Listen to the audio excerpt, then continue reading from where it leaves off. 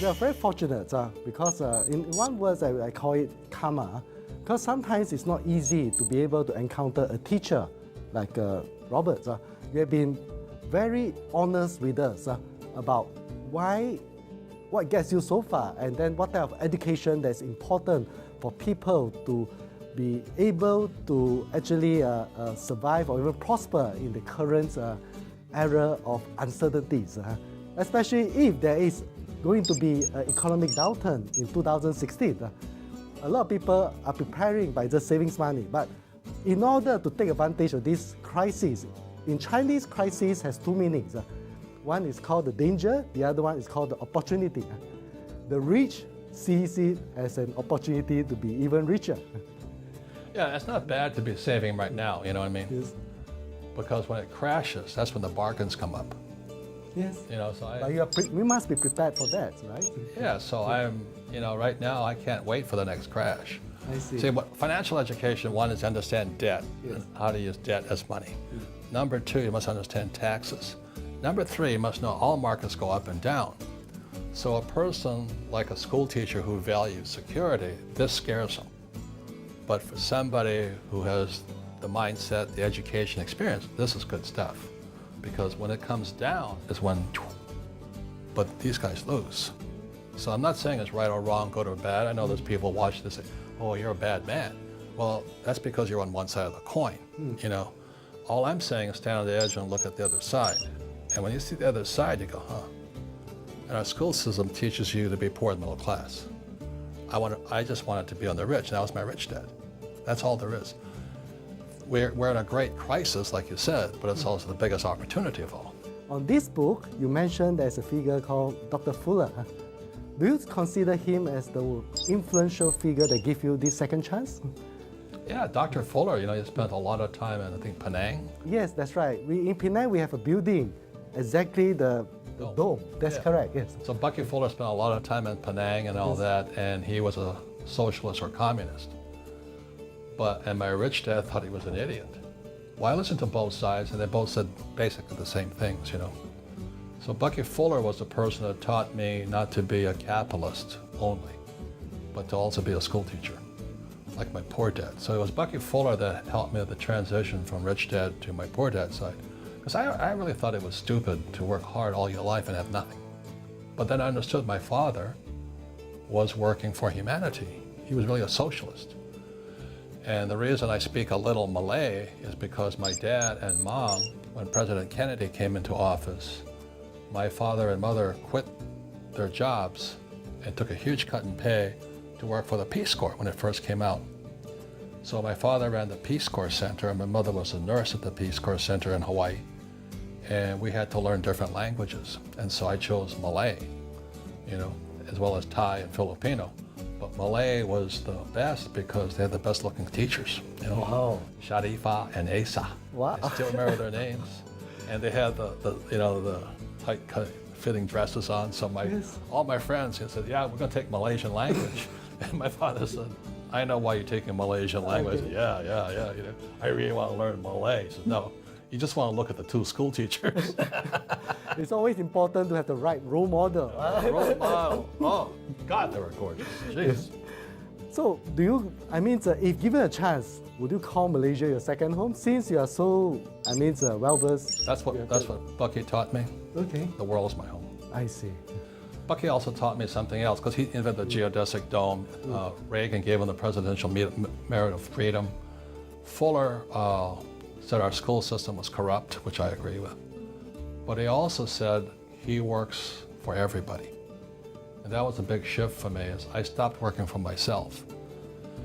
And that's when I began teaching. So I teach for everybody. I call the world my home. I don't go back to Hawaii very often. It's communist, by the way. So anyway, I travel the world. I went to school in New York. I don't go to New York anymore because it's too greedy. It's just too greedy. So I just travel the world and I talk to those who want to learn. You notice the school system don't invite me in. The government doesn't invite me in. So I just go as an independent. So I travel to anywhere in the world that people want to listen. And I'm not Republican or Democrat, but I am a capitalist and I'm a teacher. Yes. So I am a capitalist as well as a socialist, but I don't believe in giving people money. I believe in teaching people. You know, the Bible, I'm not really religious either. The Bible says you teach people to fish, don't give them fish.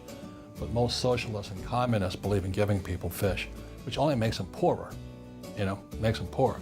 I think it's good for a person to be poor, then they can decide to be rich. You know, if they don't have food or money, that's not my problem, it's their problem. But, oh, let's give you money, you know. And then that spurs corruption from the bureaucrats.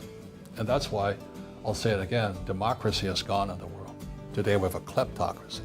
That's where our governments are stealing from the people. And that's why I teach. That's why I worry about my own life, because as you know, governments do take people out. You say you are not a Republican, neither are you a Democrat, but you have a good friend that is currently going for the top position in the government of the United States. How do you see, why does he want to do that, Mr. Donald Trump?